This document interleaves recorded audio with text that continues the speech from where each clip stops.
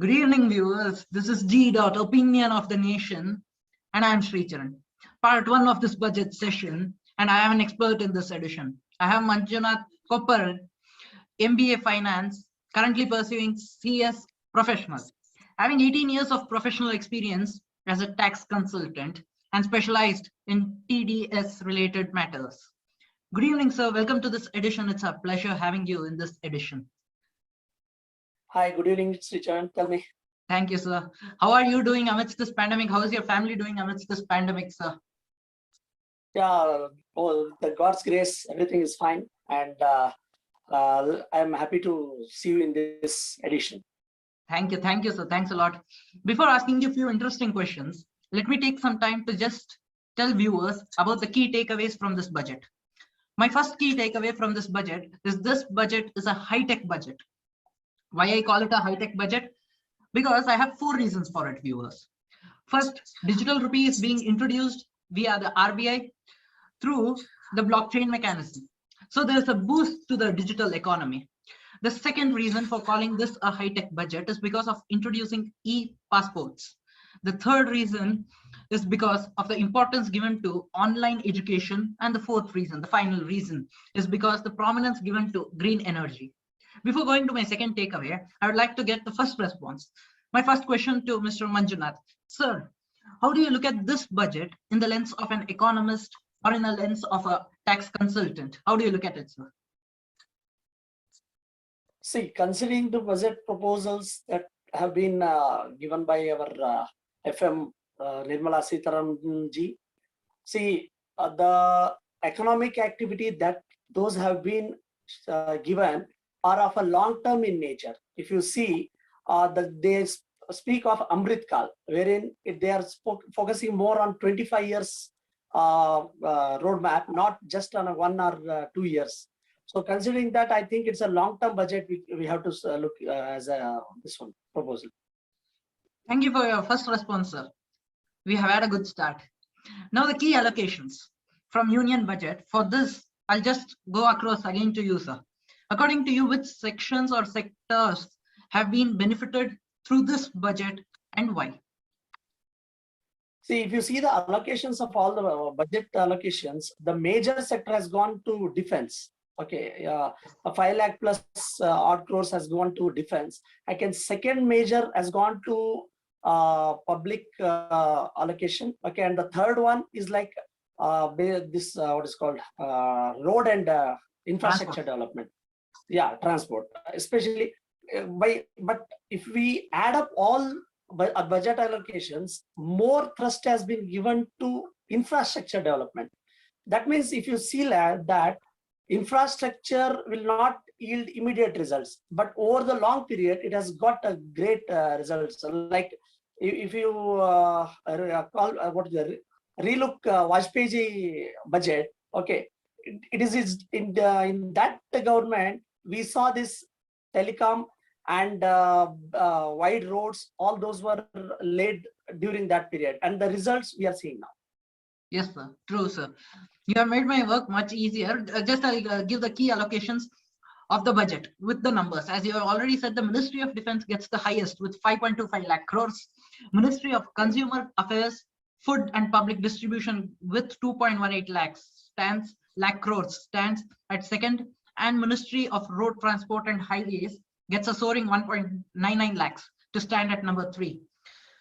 The third key takeaway is that the capital expenditure has been stepped up by 35.4%, meaning it is stepped up to 7.50 lakh crore for 2022. Capital expenditure estimate is around 4.1% of the budget, of the total GDP. So how do you look at this point on a larger scale, and what does this imply? See, when there is a capital expenditure that comes into picture, usually that creates more of jobs.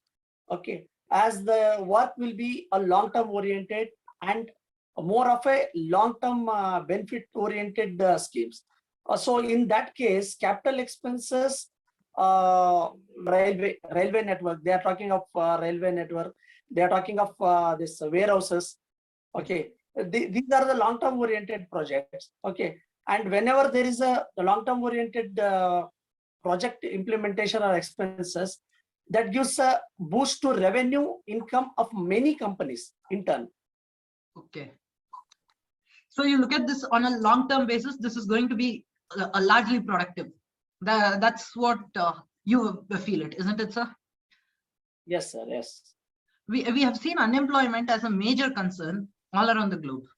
Also, you emphasized on unemployment, but I have a question about it. Let me just give you some statistics. According to Center for Monitoring Indian Economy, that is CMIE, they have given out the numbers of unemployment. I'll tell you the rates. In December 2021, unemployment rate in India was 7.91%. And in January 2022, the unemployment sticks below December 2020, but looks a big number, a major number. Jan 2022 unemployment rate was 6.57%. The percentage seems to be low, but compared to the population of India, the numbers prove to be much higher. So has this budget done something to address this unemployment issue, unemployment crisis? If you speak on immediate note, definitely I will say no. But Okay. over the period, if you see, definitely it will add employment opportunities. But considering the COVID situation and the impact that has come into picture for many industries, whatever we are seeing is a recovery phase. So we can't say it is a growth phase. So we are yet to enter into growth phase. I think it requires another 12 months or so for seeing greater employment opportunities. But seeing the particular industries where employment opportunities have been grown is like IT sector has done very well, and newborn, new age businesses are having great employment opportunities. And interestingly, the great thing now happening is like, if you see the allocation, they are allocating more towards agriculture also. Some people are moving towards agriculture. That is the biggest advantage we are seeing. Yes, sir. True, true.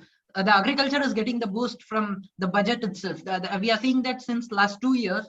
As you said, the budget is giving more prominence to the agricultural sector. That's true, sir. Correct.